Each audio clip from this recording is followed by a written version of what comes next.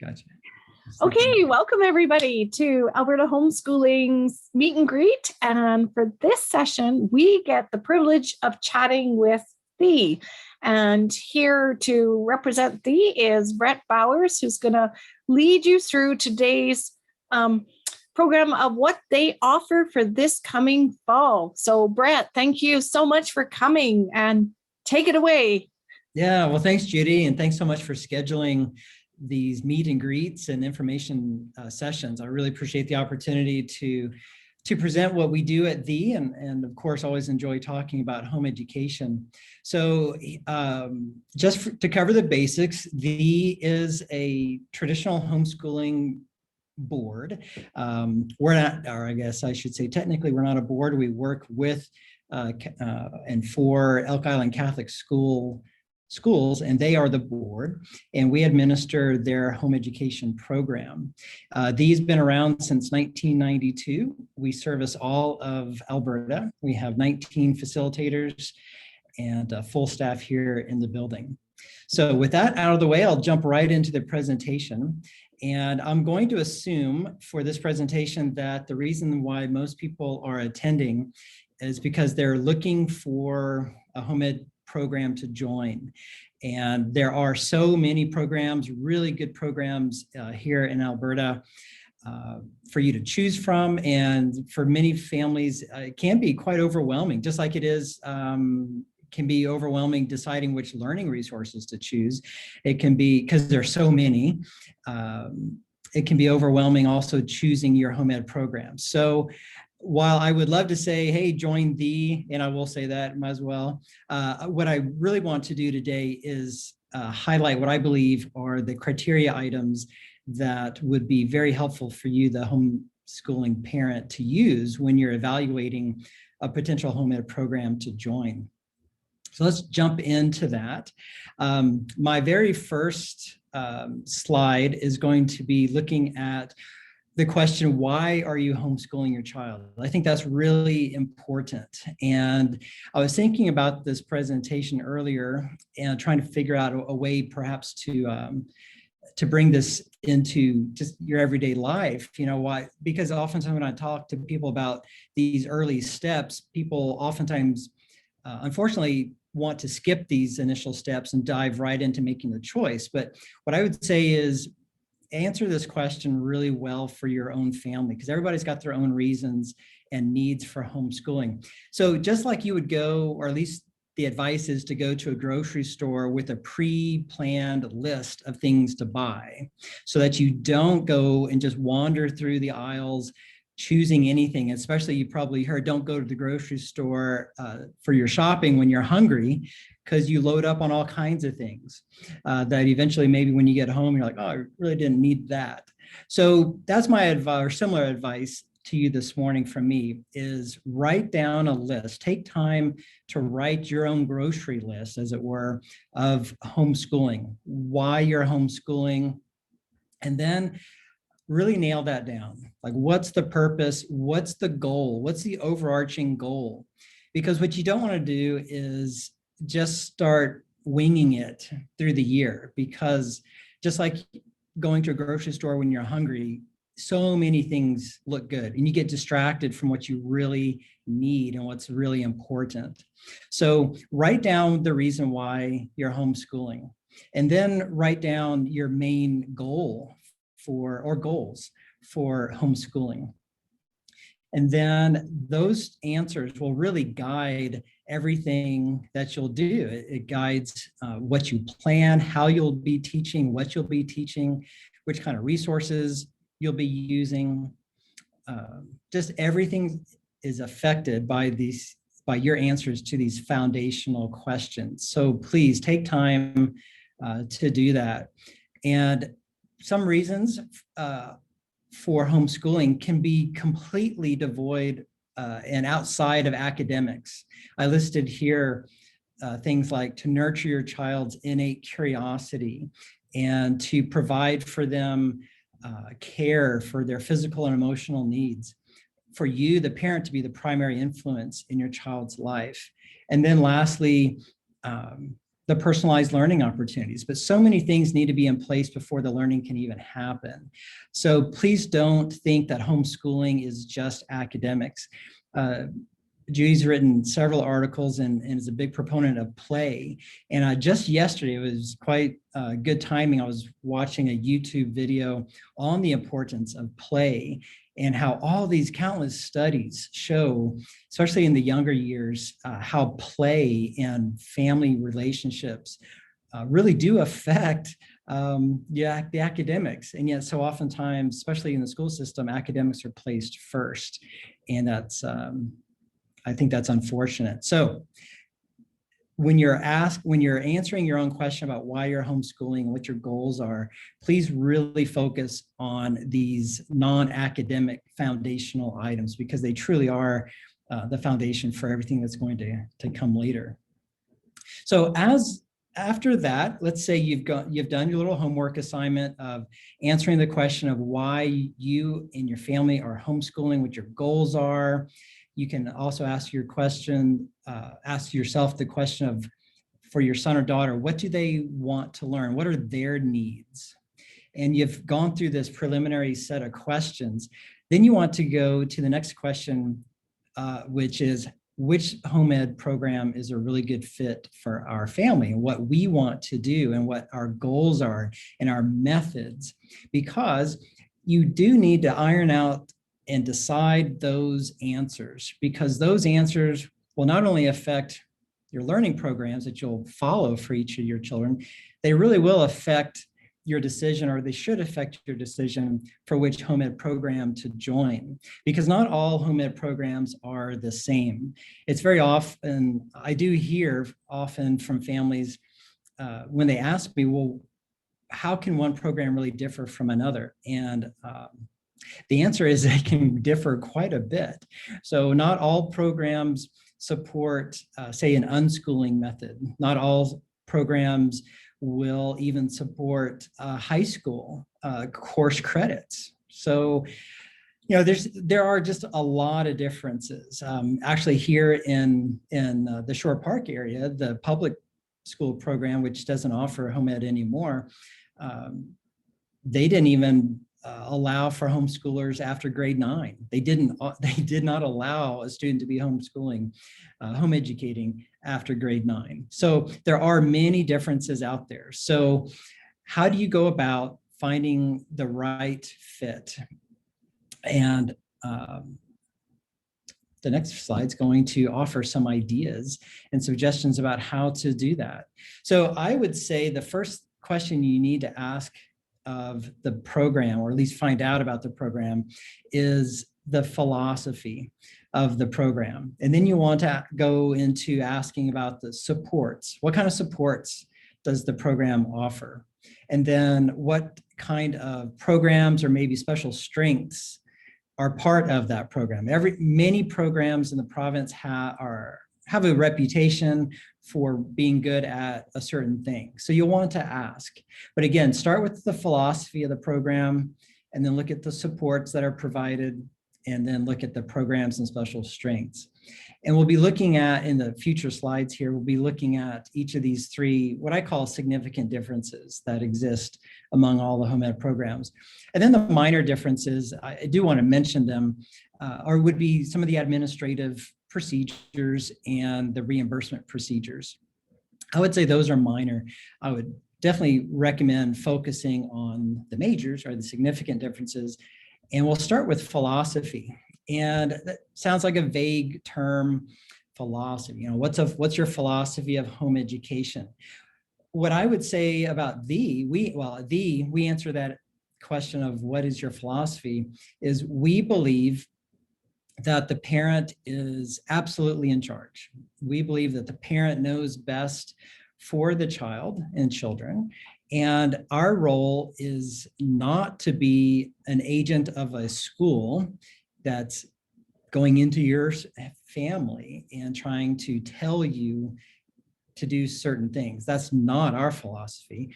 Our philosophy is to come alongside you and support you in your decisions. And if you don't have a decision, if you're still in that decision-making process, we will offer to you suggestions, and those suggestions are based on our own experience. And I'll get to that in a second in terms of the support. But our philosophy is based not only in the belief that the parent is in control, and but also that our philosophy is based on the fact that we are also home ed families. We're homeschooling parents.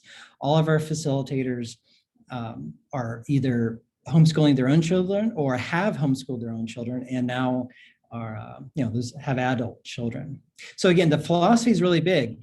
It's not something that is minor. It's not something that I would suggest that you ignore. So because, for example, there are some home ed programs that I know of, I've talked to their administrators who believe their home ed program is really just a feeder program to their online learning program or even their on-site program, right? Their goal is to convince the parent that home education is really too hard and that the parent should choose an online learning program. I've heard them tell me this, so that exists. So that kind of philosophy is out there. So you'll want to ask, who gets to decide? Some families come to me and the facilitators, and they've had bad experiences at other programs, and they'll ask if they can do this or if they can do that. And I tell the families right up front, that's not a legitimate question for me to even answer. The family doesn't have to ask permission from the home ed program to do anything. We certainly recommend families ask for ideas and suggestions, and we would love to tell you what's worked in our own homeschooling, but we are not here to tell you, or certainly not here to give permission to you. You are your own school. Administratively, according to the School Education Act, you are running your own school. You have created your own school. So we believe very firmly that you are in control. You're the principal, you're the superintendent, you're the board of trustees, all rolled into one. You don't have to ask permission from us to pursue any goal of yours. Also with philosophy, I want to just back up a little bit and say that we at the really want to make a big deal of the notification form, even the name notification form. We want people to know that they are in control. It's not just an advertising or marketing slogan that we give. We point the family to the fact that the family is not enrolling their child into a home education program. They are actually notifying the government that the parent is not enrolling their child into a home ed program or a school, but in fact is creating their own school. Home education is recognized in the Education Act as a school within Alberta. So you are creating your own school, and that's fact, but our philosophy wants to highlight that fact, not gloss over it, and let you know that you are absolutely in charge, that you're creating your own education program there in your home. You're not bringing school into your home. Your home is its own school and its own program. You get to decide 100% of the learning resources, your instructional methods, your teaching methods, the learning activities, what you do, when you do it, how you do it, and why you do it. All those questions are yours to answer. So please keep that in mind, that by the Education Act, by quote law, you have that authority, but not all programs will recognize that authority because of their philosophy on home education. So feel very passionate about that. So I wanted to mention all those things in terms of philosophy. So the next thing that you'll want to look at when you're determining which program is a really good fit for you is look at the supports that the program will offer. In general, do they support home education? Sounds like maybe a question that shouldn't even, or an issue that shouldn't even be there. Like, they're offering home ed, of course they support it. Not always. Again, some programs actually offer a home ed program only as a recruiting arm of their online learning programs, or even an on-site program. So just because they offer a home ed program doesn't necessarily mean that they like doing so. So what's the general level of support? Are they friendly when you call them? Do they really want to be there for you to answer your questions? The next item is on the support list is the facilitators. By regulation, every home ed program has to provide a facilitator or a home ed teacher. We call them facilitators because, going back to our philosophy, we recognize you, the parent, as the teacher. So we call our home ed supervising teachers a facilitator, because that's their role, is to facilitate and support you as you go about teaching your children at home. One other thing about facilitators, and I mentioned it before, our facilitators are all homeschooling parents or were homeschooling parents. Now they have adult children. So do ask about the facilitators of the program you're interested in. Ask if they are personally home educating their own children, or if have they had a successful time home educating their own children. Not all programs in Alberta assign teachers to be facilitators who have personal and positive home education experience. I know of some programs that essentially give a teacher a 0.3 time to do, quote, do the home ed program, but 0.7 of their time is spent in the classroom. And so, you know, not saying that can't work, but you don't, I don't know, that's an indicator, I think, of the commitment level of that program to through their home educating families. The next support that we provide, or at least the support that I would ask you to look at when you're deciding a program, is the communication. How strong of a communication system is there between the school program and the facilitators and the families? Here at I say we have two types of communication. One's active and the other is passive. So active would be just phone calls and emails and just being really quick with response times. We're not always going to answer an email or a phone call within 24 hours or right when you call, especially during the really busy times. But we do place a very high priority on communicating with you, especially when you've initiated that communication. So that's active communication. Passive would be like our website and our newsletters and things like that. So I've made a big priority of communicating as many details about home education as possible through our what I used to call virtual open house. Now I'm calling it the video open house. And I've got 40 plus information videos there that talk about all kinds of things about home education, and it's open to everybody. So you don't even have to be with to access those videos. I definitely want to get that information out there because it's not easy to find. And there's a lot of information and there are a lot of questions, and it's hard, well, impossible to give all that information in one phone call.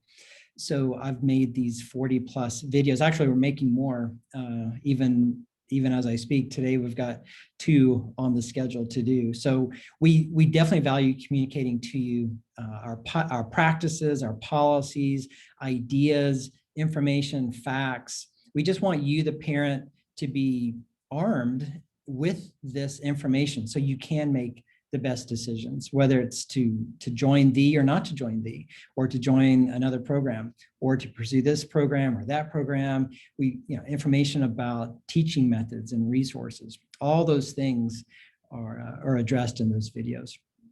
So the next thing on support would be the systems in place. And this is probably the least of the 4 items, I think, in terms of importance, but systems like the registration, like how easy it is it to register, or I should say to notify your child with the school. Reimbursement is a big part of home education programming, and that can be kind of a headache if not done well. And so you'll definitely want to ask about the reimbursement system that the home ed program has in place. Those are just 2 quick examples of internal systems that just give that support, that administrative support to a home ed program that will make your life easier when you do need to interact with the office. So I'm going to skip down to another item, skipped a few slides, down to the programs and special strengths.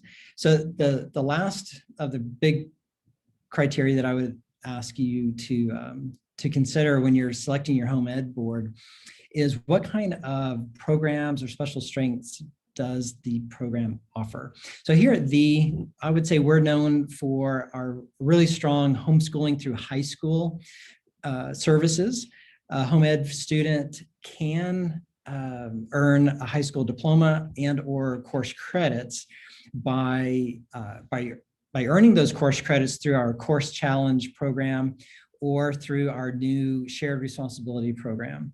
So if in high school, if earning course credits or the diploma is a priority for your son or daughter, that's going to be a big area for you to ask, because not all programs offer course challenge, and not all programs, certainly not all programs offer a shared responsibility program. But those are two that we offer. We can certainly help, as this little slide shows. The course challenges can be a portfolio assessment for electives and options, and then they would be challenge exams for the core courses. There's no more 8 Alberta Distance Learning Center. So if you want a teacher-directed course for, say, a math or language arts course in the high school, your only option now is to go with and if you want teacher-directed for just part of the home ed program, but then you, the parent, want to do the teaching for the rest, the only option you have is the shared responsibility option. So if that's something that's a priority for you, and by that, what I'm talking about is if you want a teacher to, say, teach physics and language arts and you'll do everything else, then you'll want to go with a board that's offering either shared responsibility and or challenge exams or course challenge, so your son or daughter can earn those course credits toward high school. And then, of course, the diploma. All right, next slide. You'll definitely, again, just wrapping up my comments about matching why you're homeschooling to the program that you're going to select. Just make sure that you are in charge of the how, the when, the where, and the why, and every other detail that you can think of. So with that, I want to close my spiel about the criteria that I'm recommending to you as you go about selecting your home ed program.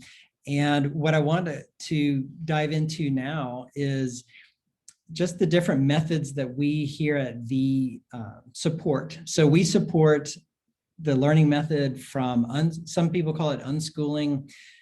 Some people have called it delight learning. Some people even refer to it as unit studies, which not exactly unschooling, but just all these terms to describe developing a program that's not like school, but a program that's built around your child's inherent, innate interest areas and skills. So sometimes that looks very much not like school, and that's why we call it unschooling. So we support unschooling all the way to a teacher-directed program, which is shared responsibility, and anything in between. We can help you with, if you wanted to do like an unschooling approach with certain areas, but then you wanted a more structured approach with another area, we can help you with that. If you wanted all unschooling, we can help you with that. If you wanted a more, some people call it a traditional approach. I actually think unschooling is the traditional. When you talk about tradition going back hundreds of years, to me, unschooling is the traditional way of doing things. It's only modern, the modern method, which is to try to mimic or emulate the school environment at home. Nothing wrong with that. That's how my wife and I started our program when we first began.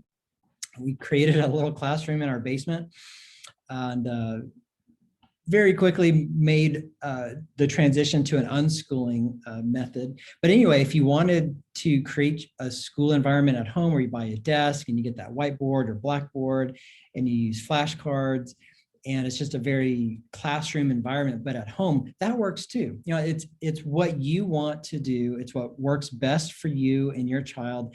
And you could have that set up for one child and then a completely different approach for another.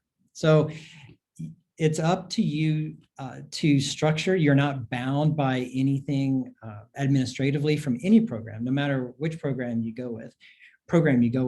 You can create your own learning environment. You get to choose the learning resources, the assessment items. That's a big issue in homeschooling, is the standardized testing or no testing, or evaluation, no evaluation. How do you evaluate? Do you evaluate? In which years, which grade levels?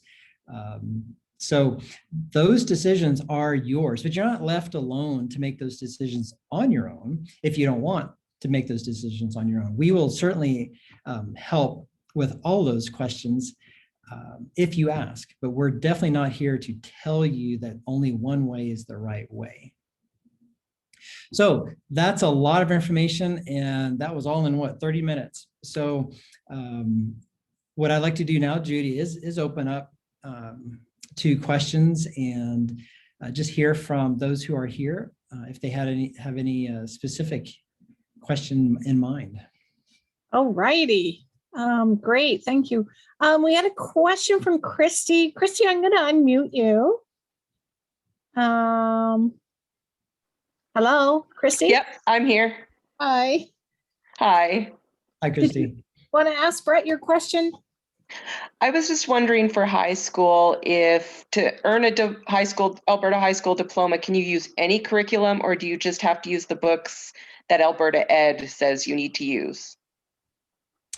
That's a good question. And there's really no firm answer. And the reason why I say there's no firm answer is because what is required is for the student, the official answer is that the student needs to demonstrate understanding and achievement of the Alberta Ed outcomes for that course. So the problem that we encounter every year is when a student who's using a non-Alberta Ed resource, let's say Saxon Math or Math UC or teaching textbooks or whatever, it's not an Alberta Ed resource, but it's a great resource. And let's say they're studying pre-calculus or trigonometry or whatever it is in grade 11, grade 12, and they want to write a challenge exam for Math 20-1 or 20-2. Well, they're not going to be ready for Math 20-1 challenge exam if they're studying, let's say, Saxon Math. And when I say they're not ready, they're not fully ready for it. There are some gaps that they would need to fill in, and we can help with that. But Saxon is an apple and Math 20-1 is an orange, and you're comparing two different fruit. By themselves, they're good. Apple's great and orange is great, but when you try to compare them, they're two different fruits. So we have students who study, let's say, Apologia Science, and then they go into writing the challenge exam for Biology 20 or Biology 30. And if they haven't done some preparation to find out which gaps that exist and then address those gaps in just terms of content, they're not going to do really well on that exam. So again, you've got two different worlds. You've got the home ed world, and then you got Alberta Ed world. And when a home ed student wants to write a challenge exam or at least get credit for that Alberta Ed course, the student is leaving one world and entering the next. Now, we at V take it pretty seriously when we assign a course challenge mark, because we're putting I'm in charge of that, and I take it very seriously because it should be serious. I'm putting my credentials as a teacher on the line when I say that, let's say Johnny has met and achieved the outcomes required for Math 20-1. Well, I have to know that. And there are some other programs in the province that don't take the same approach to this as I do.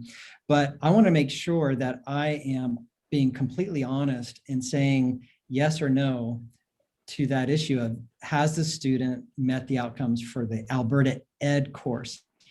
I've seen this is kind of not a rant, but a complaint of mine here in the province, is that I've seen some other programs give a course challenge mark, or allow a student to earn a course challenge mark for, say, Math 20-1 because that child finished teaching textbooks Algebra 1 or Algebra 2 or something like that.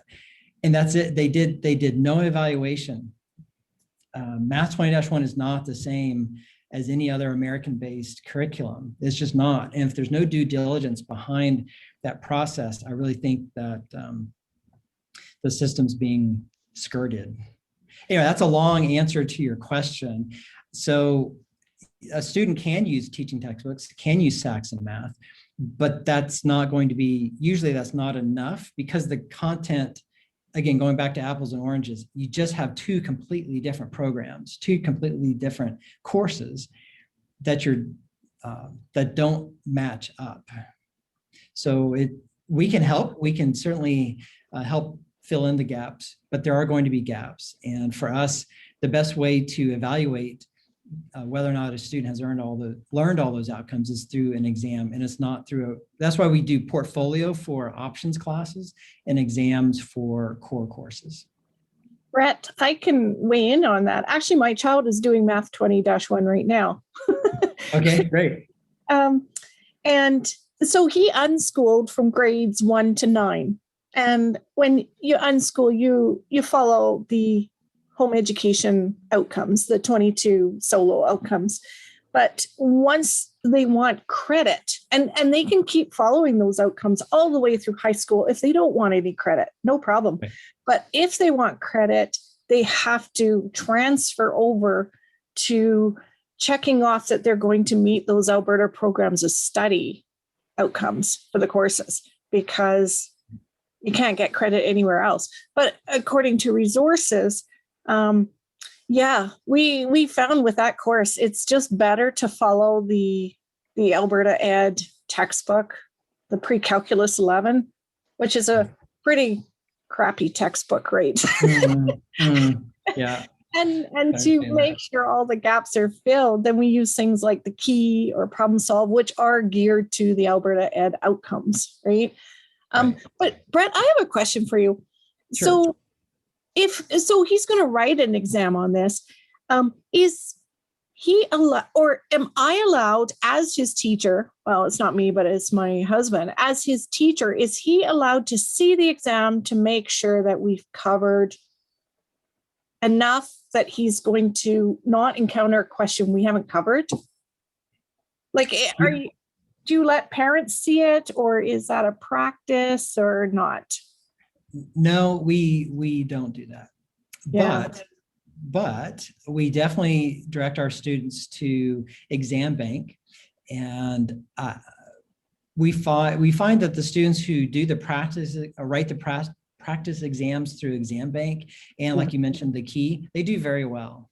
It's the students who don't do any preparation and just show up saying, hey, I've done Algebra 2 or pre-calculus with Saxon math. I'm ready for Math 20-1 or 30-1. And you're like, you're probably not. You might be an awesome, so that's the thing. Some families get really personally offended when they hear me say this, because they think I'm saying that their student isn't smart in math or hasn't accomplished a high level in math. I'm not saying that at all. You can accomplish a very high level of math by using non-Alberta Ed materials, absolutely. But again, that's one world, and you're asking for credit in another world. And Alberta Ed is a different world. And you're asking me to evaluate what your son or daughter has done in one world and give him or her credit from another world. It's just you're walking over a bridge, and it's just a different world that you're coming into and wanting credit for it. So what we have done at is since we're talking about math, is we've created an entire set from grade 7 to 12 of math tutorial videos that do follow Alberta Ed textbooks. Because math and science are the two subject areas, since we're talking about high school, math and science are the two areas that are very Alberta Ed specific for content. Language arts, and a lot of people would say social studies too, but specifically math and science. And so what we're doing now is finishing up all of our video tutorials for all the math in grades from 7 to 12. So our home ed students can study Alberta Ed math with a ton of video tutorials by an Alberta Ed teacher I used to work with. He's retired now, and he's amazing with his math tutorial videos. But you can study, and a student can study these courses independently of a teacher-directed program, and then be completely ready, I am sure, for the challenge exam. Science, that's our next area to look at. Starting next year, we'll be doing video tutorials for science. And then the next step after that will be social studies. And then language arts at the end. And language arts will be at the end because I do need to say that in high school, when you're earning course credits through a challenge exam method, language arts, English language arts is the easiest to get. I would say it's the easiest to be prepared for because, you know, a 5-paragraph essay is just that. You know, it works whether it's from a US curriculum or a Canadian curriculum. So vocabulary, it's the same. If you have a strong vocabulary, you know, there's not like Alberta Ed specific vocabulary or Alberta Ed specific grammar, you know, or an Alberta Ed way of writing an essay. Those things don't exist. So language arts is the one course subject that's very popular for challenge exams because you don't have those outcome issues. Right. Yeah. That you do with the other subjects. Very much skill based too. And yeah. Yes. Okay, that's great. That's good to know about the math too. And that's just so that's available to home education students. That's awesome. Yeah, right from our website, just like the video open house is open to everybody. Our math tutorials are also available from the website to anybody. You don't have to be with the matter of fact, I was talking to a facilitator from another home ed program, and she was even asking me when the new videos would be ready for this one class. So we definitely here at we want to support families. You know, these not always going to be the best choice for certain families, and we recognize that. So, but we still want to help the homeschooling community as a whole. So those math tutorials are available to everyone. Nice. I'm going to send my son. You're like the Canadian Khan Academy. Yeah, I guess so. The only thing he needs to do is download the software called Mathematica. Yes. Once he has Mathematica downloaded, he is off and running. That's great. Awesome. Yeah. Okay. So one thing I wanted to mention, Judy and Christy, because a lot of times families, when they first start their homeschooling or home educating, even in grade 1, they're always asking, or at least they have their eye on high school. So oftentimes we tell families, you know, you've got 8 or 9 years, but good to ask. In 8 or 9 years, these policies from Alberta Ed might change. But what hopefully won't change is these commitment to helping students and parents remain in a home education program where they are in control. They can be the captain of their own ship, and yet have the opportunity, their son or daughter can have the opportunity for earning course credits. Mm-hmm. We want to be able to offer both. Right. And that's a big factor that was a question. And I don't know, there are still school boards out there telling parents that they can't get a diploma, their kids can't get a diploma in home education. And your board is doing a lot to counter that and to help parents fulfill those requirements. That's great. Yeah. Let me mention something to piggyback on what you said, because schools that don't support home education, and unfortunately there are several, even those who offer a home ed program, they really don't support home ed. They're using it just as a way to recruit families into their other programs. When they tell a family that, like you mentioned, Judy, that a home ed student can't earn a diploma, they're telling a half truth. And it's even in the notification form on, I think it's the top of page 3 or page 4, I can't remember now. But there's actually a place for the parent to read and sign, stating that they recognize and they realize that a home education student cannot earn course credits in high school for home education learning. Mm-hmm. So that part's true, but they don't go on to say, oh, but you still, as a home ed student, have options. You know, you can do the course challenge. The course challenge program is actually written into the Guide to Education, which is a quasi-policy document from Alberta Ed. And according to the Guide to Education, every high school in the province is obligated to offer a course challenge program. Not all high schools do, very few do, because it takes extra work to do it. But getting back to my other statement, while it's true that a home ed student, let's say an unschooling student through high school, that unschooling student's not going to earn the high school diploma by doing unschooling. But that doesn't mean the unschooling student can't earn course credits. It's just a different step. Again, we've got to go back to the two different worlds. You've got the world of home education and unschooling. That's one world. And then on the other side, you've got Alberta Ed. You can choose to remain in home ed unschooling and never cross over to Alberta Ed and have anything to do with Alberta Ed. That's your choice. But it doesn't mean you don't have the choice. You can always choose to write a course challenge or to participate in course challenge. At least with you do.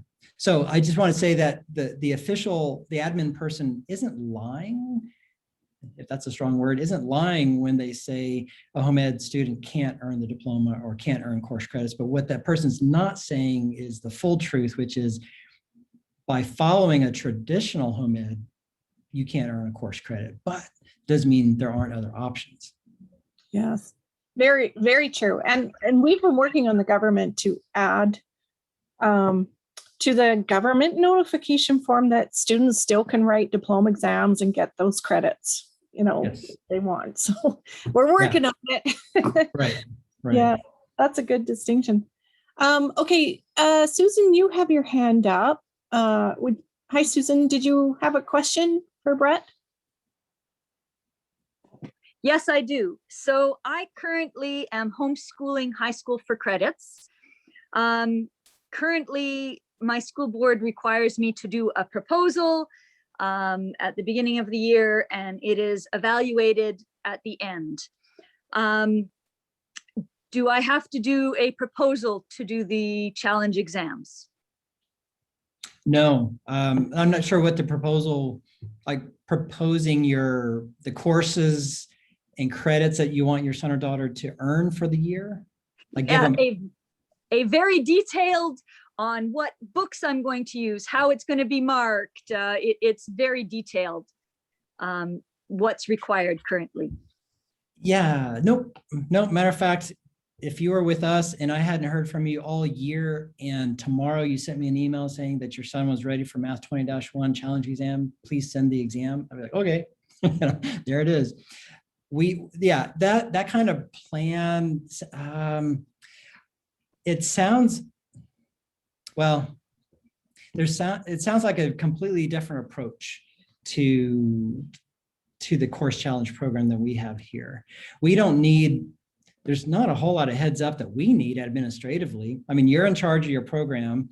You don't have to prove to us that your son or daughter would be ready. That's not something that we would need. Okay, now where do these challenge exams take place? They can take place in your home. So you, the parent, can be the supervisor. Now we're looking at, just because of some pressure from Alberta Ed, and I do see their point in terms of proctoring, they're wanting a non-family member proctor. And they're not going so far as what ADLC would do, which is to say it has to be a certified teacher. I think that requirement is uncalled for. But what we're looking at for next year is to have a non-family member adult be the exam proctor. But your son or daughter could write that challenge exam at your kitchen table on a Saturday. Okay. If you wanted to. How successful have your parents and students been with your challenge exam program? Yeah, that's a good question. I would say the students who have done preparation do really well. The ones who just kind of show up last minute and they haven't done the preparation, they haven't looked at what the difference between Math 20-1 is, since we're talking about math. Let's say that they haven't compared what Math 20-1 is going to require to what they've studied. And so those kind of students, when they just show up for the exam and hope for the best, that's kind of hit and miss. But even with math and science, for the students who just kind of show up and just see what happens, they still pass the exam. I'm just saying, compared to those who do the preparation, those who do the preparation are scoring in the 80s and sometimes 90s. Those who kind of show up and just hope for the best, usually in the 70s, sometimes 60s, but low 70s. And I'm thinking specifically, we have a lot of students who follow the Apologia Science series, which is we did that with our children, fantastic series, not necessarily matching what Alberta Ed is doing. So there is some preparation that you need to do to fill in the gaps. But we've had some students who don't do their preparation and they still score in the 60s and low 70s with, and I'm thinking specifically with the Apologia materials. Brett, so parents Thank you. submit Oh, any, you're welcome. Good question. so do parents not submit any coursework? They just, Not for the core courses. oh, okay. Yeah. Now, there are different ways of managing and running a course challenge program. The regulation doesn't require an exam. The regulation the guide to education requires the principal to evaluate and assess the learning. Very vague and very general, very broad on purpose, which is good. It gives this individual school program the prerogative to decide how they're going to do the assessing. My issue, well, the reason why I chose an exam is because there's no way, well, I shouldn't say no way. I think it would be very difficult to, because of all the different learning resources that are available to our home ed families for all the 4 core courses and more. I mean, it's not just the 4 core, you've got other topics as well. I don't know Saxon math so well, or teaching textbooks so well, or Math UC or Singapore math or Life of Fred math, whatever, so well that I can say, well, if you're following Life of Fred, you're going to cover 70% of Alberta Ed's Math 20-2, but here are the other topics that Math of Fred doesn't cover. Right. And so you'll need to cover that. So oftentimes what happens is a family wants to send me their schoolwork, but and for me to evaluate their schoolwork to say, well, yes or no, that covers the outcomes. There's no way. I would say, I'm going to go on a limb here and say, there's no way a student, and I wouldn't want to task the parent with this either. There's no way a parent is able to send to me, short of sending me every single completed assignment from the entire textbook, so as to cover all the, like, how many, Judy, outcomes are there in Alberta Ed? How many thousand? Well, they say 14. Well, I don't know for high school courses, but there's quite a few outcomes for Math 20. Yeah, hundreds, right? And the regulation, if I'm to keep my integrity, I am to do what the regulation says, and I am to evaluate that the student has learned every single outcome that Alberta Ed course requires. There's no way I can determine that by a sampling of assignments sent to me. There's no way. You can't do it. And even if a student sent to me did every single assignment in a textbook, that's not an Alberta Ed textbook. And so you're going to have gaps. So is this other program going to require the parent to say, well, here are the gaps. Here's what Saxon doesn't cover. Send me assignments that show that your son or daughter has mastered those outcomes that aren't included in Saxon, but that are included in the Alberta Ed course. That doesn't happen either. So for me to sleep better at night and keep my integrity in place when I'm required to evaluate outcomes according to Alberta Ed, I will use Alberta Ed outcomes and Alberta Ed exams. And so that's what I've done. And that's that to me is the best way to evaluate course curriculum from Alberta Ed from a homeschooling student. Yeah. Now that's, again, just with core courses. Now things like phys ed, there's even a phys ed 10 that's just for home ed. It's pass fail. That's an anomaly. There's only one course in the entire program of studies like that, and that's phys ed 10. But we have phys ed, we have Calm 20 that we have available through a special learning package of information. It used to be a Calm 20 course that I taught that I've created into a learning package that a student can do. You have what's called a external credential like the Royal Conservatory of Music's credit or grade levels. You have all kinds of ways to get, our student has all kinds of ways to earn credits for the options/electives. It's just the core courses that we really have to be very tight on, because that's what if Alberta Ed came in and audited our course challenge program, I want to make sure that I can pass that audit, right? Right. I don't want to put my students' marks in jeopardy, Yeah. So. Okay. Anyway. Yeah, that makes a lot of sense. That's Susan, are you good? That answered your questions? Yes, that answered my questions. Thank you. Okay. All right. Anybody else? Questions? Put up your hand if you want to talk, or you can write them in the chat box. Well, we have more questions here.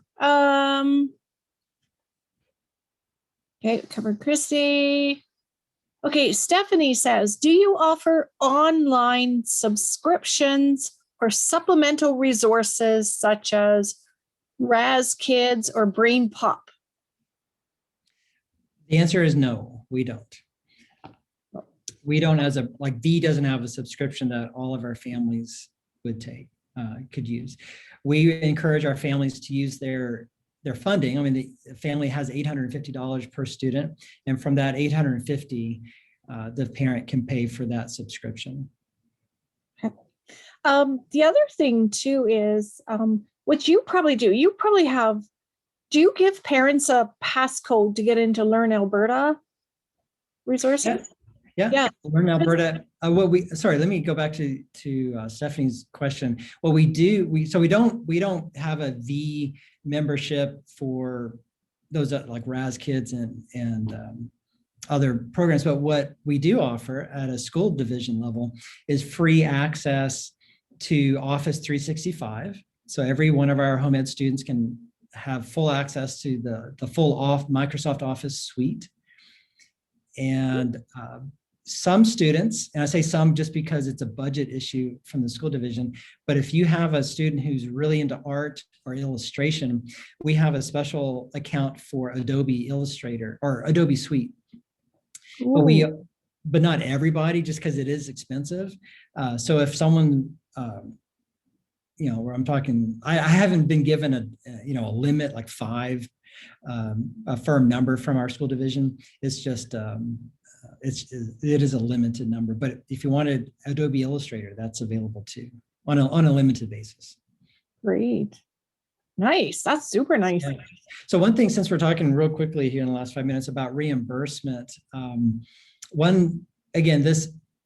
your reimbursement admittedly is a lower priority in terms of deciding your home ed program. I want to repeat, the philosophy is really the most important. But when you get to just the day-to-day administration, the one issue you're going to interact with, likely, I think on general, if I can make a general statement, the one topic that you'll interact with your home ed program the most is reimbursement.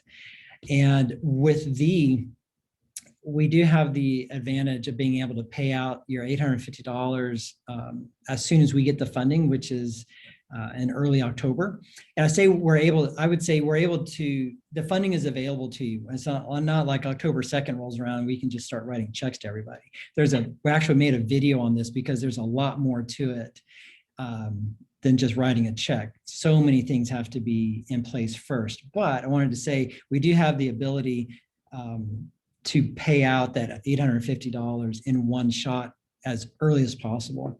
In the past, we were constrained by the funding from the smaller school that we were with, but we're not with a small school anymore. Alberta Ed doesn't pay out to a home ed program or to any school in the province a lump sum in October, like 100% lump sum. They measure it out. And so with some programs, you're only, as a home ed parent, you're only able to access your home ed funding in percentages throughout the year. And we don't have that limitation here, thankfully. I think you're the only one that offers that. That's good. Amazing. There you go. I have a quickie question just to, because I'm asking all the boards this, but so does the offer any distance education? Like once parents have, they've decided, oh, I'm sick of home ed. I want to put my kids online and be done. Do they go through you, or do they go through another division at Elk Island Catholic? Yeah, good question. And that question is going to be asked probably more often now that ADLC is going away. Yes. We do offer here as a home ed program, and any home ed program in the province cannot operate by itself, right? A home ed program is a sub program within another school. And that's just how Alberta Ed has set up home education. So is the home ed program of Elk Island Catholic Schools here in Shore Park. And so our school is St. Isidore Learning Center, or SILC, or SILC for short. So at SILC, St. Isidore Learning Center, we have outreach, home education, online learning, and now we have shared responsibility. So if a parent says, I can't do this, or maybe I just can't do this for math and science or whatever, you don't have to give up completely. But if you have that moment where as a parent, where you're just thinking, I just can't keep doing this or this, I need to let something go, or this just isn't working. Well, you do have the opportunity to go through the shared responsibility program here at Silk. And we can help with the home ed side. And then you would go through the Silk online learning side for the registration for the course or two. There are probably 2 courses. There are requirements with shared responsibility, and I do have a video. I call it the deep dive on shared responsibility, because there are a lot of details that sometimes you don't get until you're in it, and sometimes that's too late because you're like, oh, I didn't know that. I didn't know this. I didn't know that. So if you're interested in a teacher-directed portion of home education, please watch that video. It's a bit long, 20-something minutes, but it really is a deep dive into a lot of the details because it affects your funding as well. And I go through a lot of examples. They even have a document you can download and follow along because there are a lot of details with that. But yes, how I say yes, you have that option until a deadline that Alberta Ed has imposed. Unfortunately, it's very early, I think too early into the first semester, which I believe, I don't have the deadline on the top of my head, but sometime in November, you have to make the decision to participate in shared responsibility by November. It used to be March, which was a good date, but they moved it up to November. So after November, the answer, even though we have an online learning program and even though we have shared responsibility, after that cutoff date, that again, it's not our deadline, it's Alberta Ed's deadline, then that program is not available to our home ed parents. Okay, good to know. Yeah. So there's a lot out there once you start delving into, especially for high school. So that's why I made the videos, because we have an hour and we're already up for our time and barely scratched the surface on a lot of these issues. So there are many hours of information videos at these websites. And again, it's open to everybody. Many of the videos don't apply just to thee. It's just general information that applies to any program. Yeah. So for new people just starting out, I'm going to send them to you. Yeah, there you go. Works for me. And videos are great. You can watch them. They're short. Yeah. Whenever. Okay. We got thank you from everybody, and I think we're done questions. So Brett, anything you haven't covered yet? Any last piece of advice? I would say, I would just say to the parents, you can do this. You really can. It seems daunting, all these regulations, maybe a lot of forms, but any program that's worth its salt will help you get started. They will talk you through all the forms, just all the details to get you up and running, and a really good home ed program. And there are several good ones, these not the only one, but there are some really good programs in here in the province that will walk you through the basic steps. That includes how to set up an unschooling program or how to set up a very school looking type program. And there's no judgment. you do what you need to do to get started. If you need that high structure, if you need it to look like a school because that's what you're comfortable with, do it. Don't let anybody guilt you into doing it their way or saying, oh, you're less of a home ed parent if you do it this way or that. Whatever you need to get started is right for you. And your home ed program should help you get started. And however you decide. Great. Thank you, Brett. Thank you so much. Yeah, thanks, Judy. For morning with us and giving us a bigger picture of C and all they offer. So it was lovely talking to you again. Yeah, good to see you too, Judy. Well, thanks everyone for attending. Okay, I'm gonna